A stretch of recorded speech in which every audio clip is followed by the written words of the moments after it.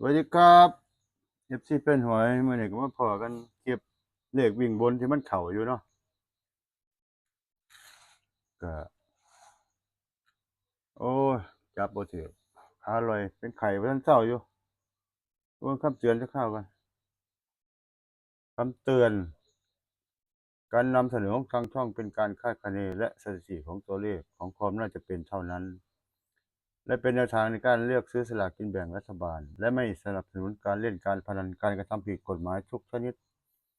ท่านผู้ชมโปรดใช้วิจารณญาณในการนำตัวเลขไปใช้อย่างระมัดระวัง ขอให้พรให้ทุกท่านโชคดีจากช่องจอร์จตระมูเดียดหวยฟรีเนาะสำหรับคลิปนี้ก็จอยก็สินำเสนอเลขวิ่งบนที่มันเข่าอยู่หั่นน่ะมันเสียก็ลงมาสองโถเลย1กับ2เนาะสูตรก็ง่ายๆแบบไอ้สูตรง่ายๆตัวนี้ก็เอาหลักร้อยบวก7คงที่เนาะชื่อมันเลขวิ่งบนเลขวิ่งบน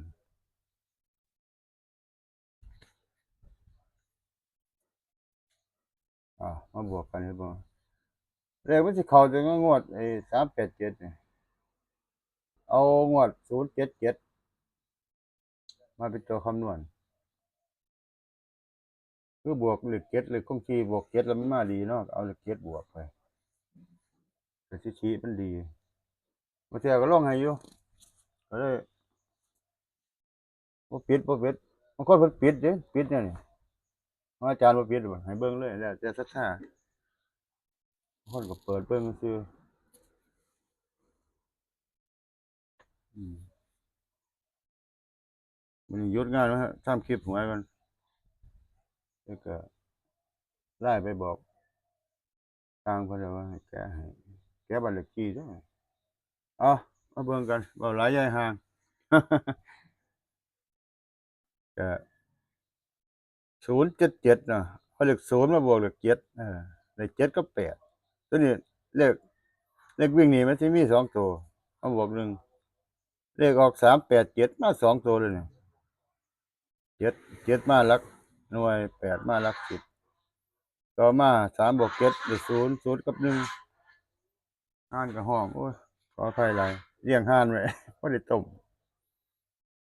เลขออก770เลข0ก็มาที่เลข0ก็มาที่อืมเลข0ก็มาที่หลักหน่วยต่อมา7บวก7เป็น4ได้คำนวณได้4กับ5เลขออก184เออผ่าน ต่อมา7บวก1เป็น8 8บวก1เป็น9สิมาตัวที่2โอ้ให้เลขดีเลยเนาะต่อมาเอา4บวก7 459495โอ้ยเขียนผิดขออภัย495เลขออก4954เก้า495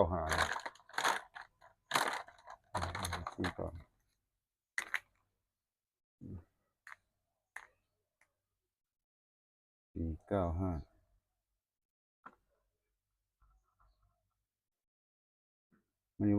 บ่ได้ไปไสไม้มันหนักมือเลยปวดมือแขนมาเขียนเลขดีกว่า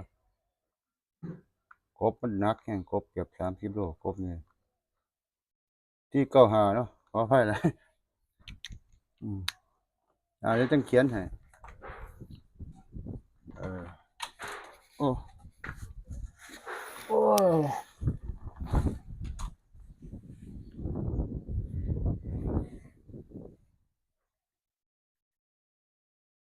อิหยังแล้วกาดำเขียน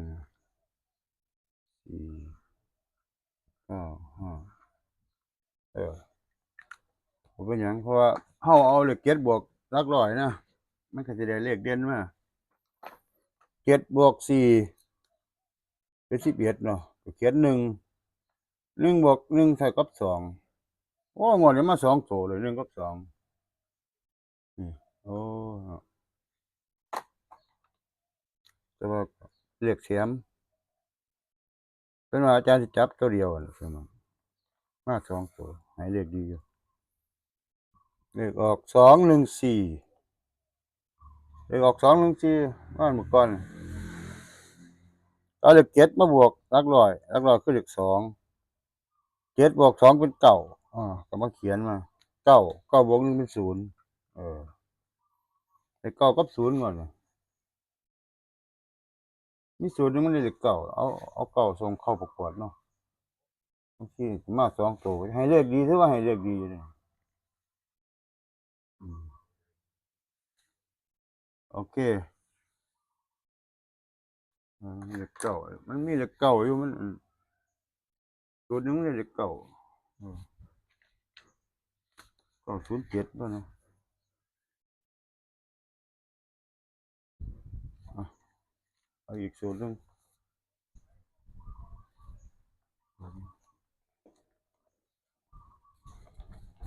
เอาเลขนำโชคหมดแล้วเลขนำโชค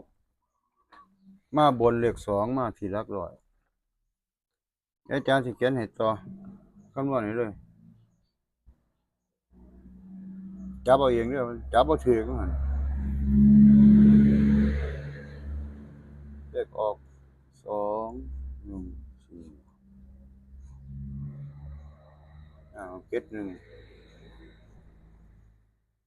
ตัวนี้บวก6ของ4ได้เท่าใด2มันครบจักคลิปมันครบจัก8นาทีก่อนเลขนำโชคงวดที่แล้วมาเลข2เนาะโอเคเลขวิ่งนะสูตรก็สิมีหลักร้อยบวกหลักหน่วยล่างบวก6ของ4ก็บวกกันง่ายๆ3บวก8เป็น11 11บวก6เป็น17เนาะเอา7มาเขียนเลขออก770 7ก็มาทั้งหลักร้อยหลัก10ต่อมา7บวก5เป็น12 2บวก6เป็น8ได้เลข8คำนวณเลข8เลขออก184เลข8สิมาเลขที่หลัก10คำนวณต่อ1บวก8เป็น9 9บวก6เป็น5เลขออก495ก็มาที่หลักหน่วยโอ้สูตรระยะสั้นนี่อาจารย์เฮ็ดสั้นๆเลยล่ะสั้นเขียนคือกันนะต่อมา4ก็5 4บวก2เป็น6 6บวก6คง4เนาะตัวนี้เลขคง4บ่มีเวียกคำนวณเลขเป็นไหมลงยูทูบไป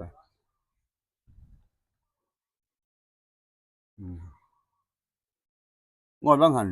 4บวก2เป็น6 6บวก6เป็น2เลขออก214โอ้ยเนาะลักษณะมันจะสุยพิจารณาตลอดเลยซุมื้อนี้หมดไปหลายปากกาเริ่มร่อยรอแล้ว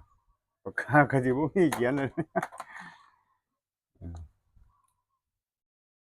เอาตามต่อ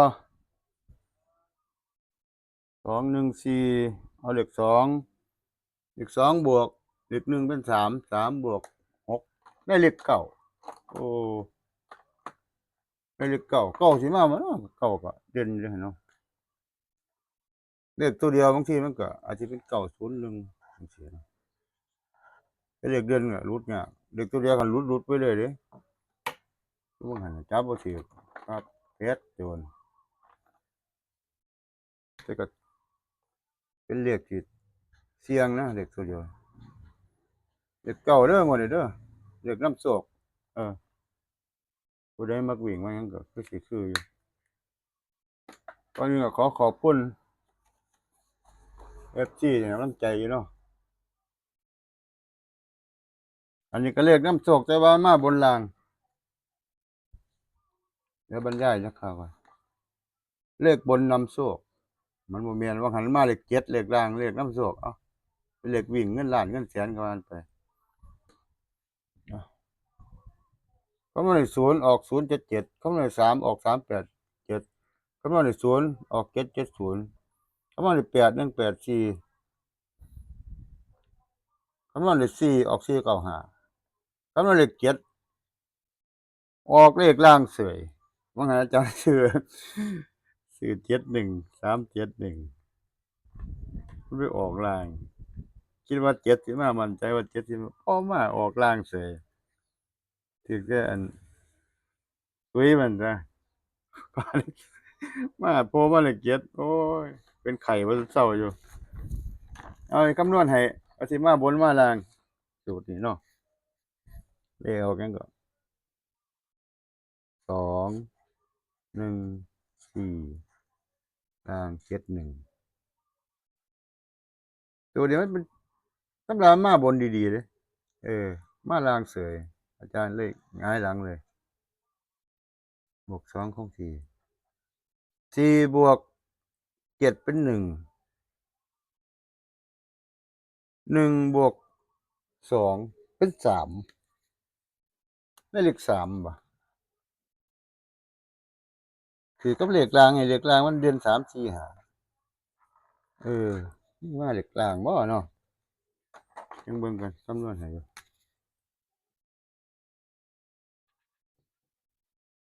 แม่นบ่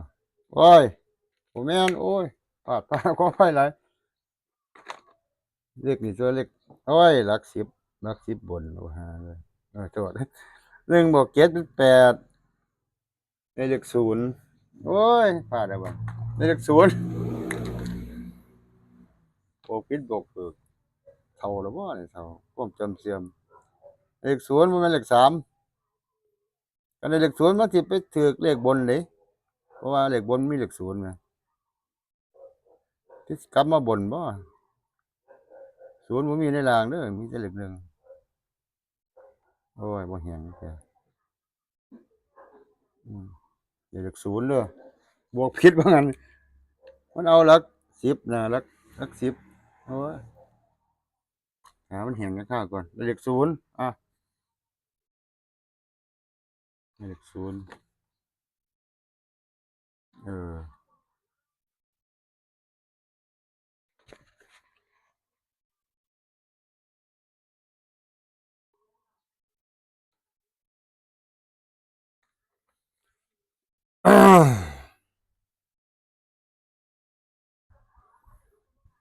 เอาแถมถ้ามันแห้งบนตัวเดียวเอาว่าแล้ว4 งวดงวดนี้คือคำนวณได้1คือเก่าแม่นบ่สิมาบ่1เนาะ1 2 3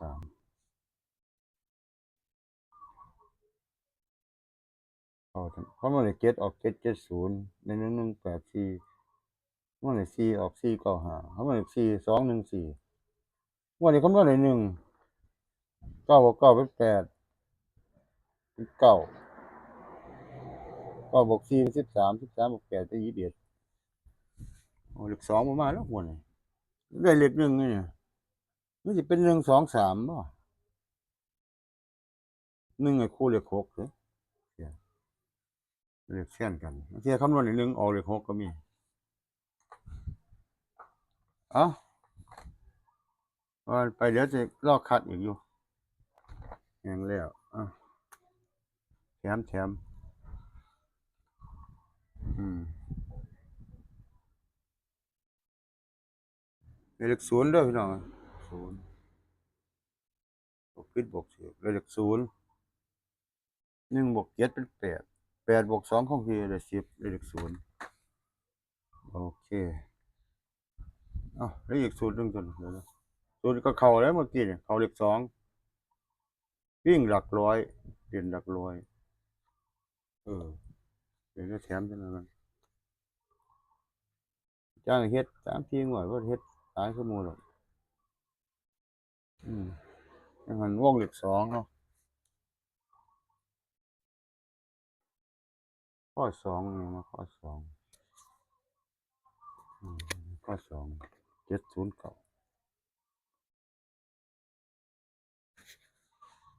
1 8 4 2 1 4บ่ตายหลายเนาะ7บวก9เป็น6 6บวก5เป็น1 2 3 หรือว่าเลขหนึ่งสิมาบ่นี่เห็นบ่มันคำนวณเลขหนึ่งเนาะเออหนึ่งคือเก่าหนึ่งมาอีกบ่วันนี้นี่เนาะอาแต่สูตรมันก็เดินดีซั่น4งวดสูตรนี้ก็คิดว่าน่าสิมาบนล่ะเพราะว่าเบิ่งแล้วมันสูตรเลขศูนย์น่าสิมาบนอืมสำหรับคลิปนี้ก็ยาวไปแล้วเอาพอส่ำนี้ก่อนเด้อสวัสดีครับขอบคุณที่รับชมเด้อสวัสดีครับ